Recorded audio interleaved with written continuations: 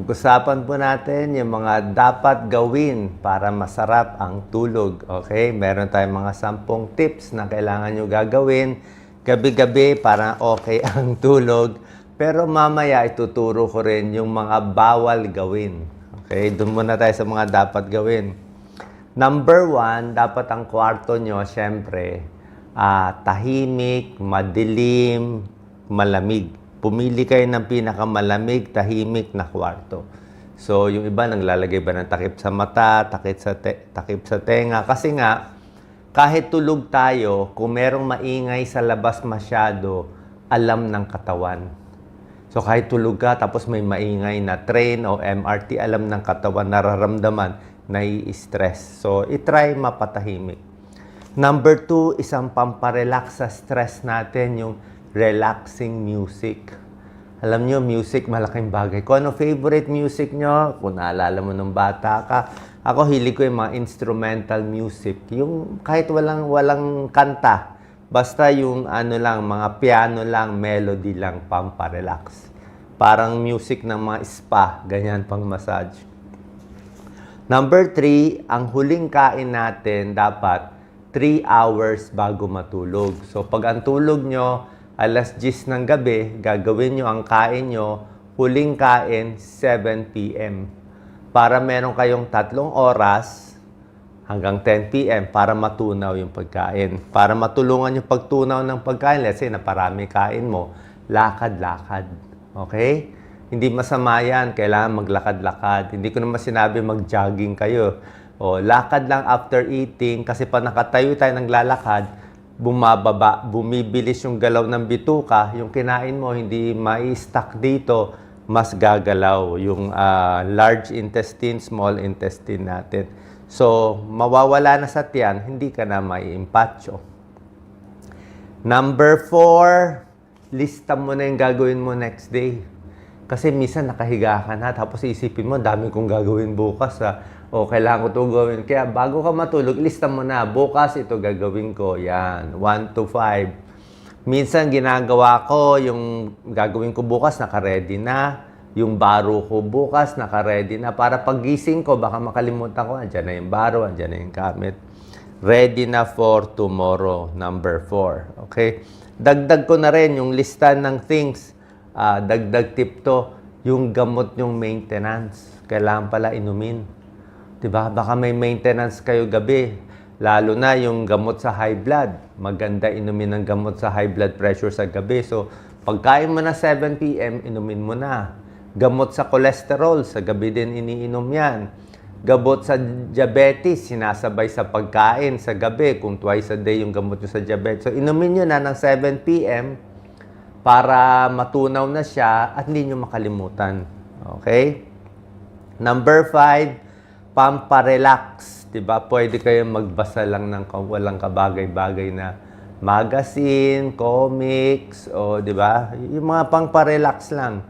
O magkalikot ng hobby mo, unplug na relax na. Parang yung mga walang kabagay-bagay lang. Number 6, bago matulog, pwede rin yung warm bath. Mainit na maligo ng maligamgam na tubig. Hindi masama maligo sa gabi, okay? Maling akala yung nakaka-anemic, kalokohan yun. Hindi ka naman ma-anemic, maliligo ka lang sa gabi. So, masarap maligo sa gabi, warm bath, medyo mainit, okay?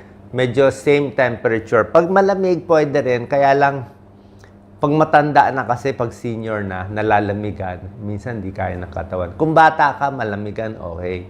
Pero pag medyo may edad, gusto mo same temperature sa katawan mo para hindi mabigla. Tsaka nakaka-relax yung warm, nakaka-relax.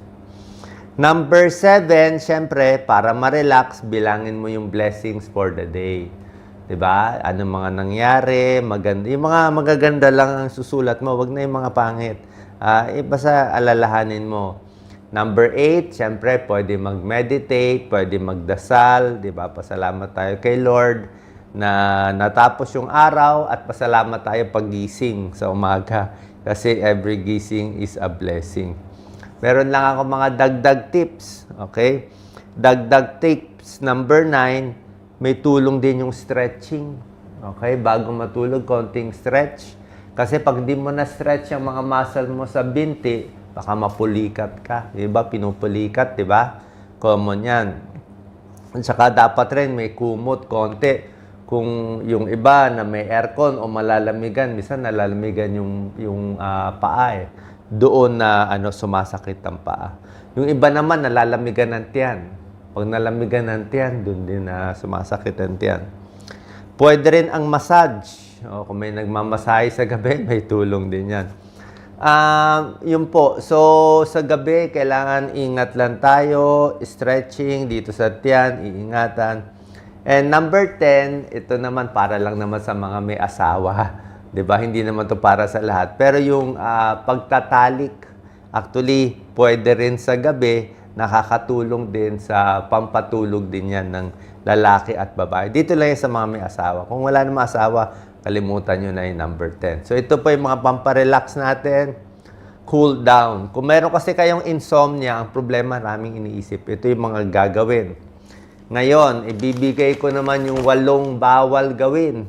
Okay? Itong 8 bawal gawin bago matulog. Kasi pag ginawa nyo itong 8, baka bangungutin kayo. Okay? Ito yung 8 bawal ha. Number 1, bawal lumamon at kumain ng sobra dami sa gabi. Diba? Sinabi ko sa inyo, tama lang. Itong mga spicy foods sa gabi, mahirap ang spicy. Makukulo tiyan mo. Acidic foods, sobra asim sa gabi. O high sugar foods, di ba? So, yung mga spicy, acidic, nakaka-GERD yan. Impatcho, gastric reflux, baka hindi ka makatulog, sakit. Pag umatake na yung tiyan mo kumukulo, tingnan mo ano mangyayari. Pati puso mo, magloloko na rin. Puso mo, bibilis ang tibok, tatalo ng tibok dahil sumakit ang tiyan mo. May connection ang tiyan sa puso. Pag kumulo ang tiyan, hirap ang puso. Isa pa, pag marami ka kinain sa gabi, pwede kang bangungutin, di ba? Bangungot, delikado, may iba namamatay dyan. Number 2, bawal din sa gabi, sobrang exercise. Sabi ko, di ba, pagkakain, lakad-lakad. Pero yung sobrang exercise, yung mga tennis o sobra, pwede ka mag-exercise siguro mga alas 5, alas 6, hanggang alas 7. Tapos, late ka pa matutulog. Pero yung bago matulog, sobrang exercise, hindi po maganda. Mataas yung adrenaline, kailangan mo pa ng cool down. Number 3, bawal gawin, uminom ng alak. Ang dami uminom ng alak sa gabi. Akala lang nila, pag uminom ng alak, nakakaantok. Pero, pag nakatulog ka dahil sa alak, mababaw ang tulog mo. Mabilis ang gising, mababaw, at pagising mo, maputla ka, masama pakiramdam, may hangover pa.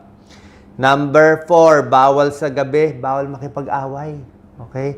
Hindi oras na pakipag-away, pagtatalo ng mag-asawa sa gabi. Pwede tumaas ang blood pressure, pwede ka ma-stroke sa gabi. Meron tinatawag na wake-up stroke, sa gabi na stroke. Tsaka hindi ka makakatulog paano may away. Number 5, yung trabaho ng trabaho sa gabi. Okay?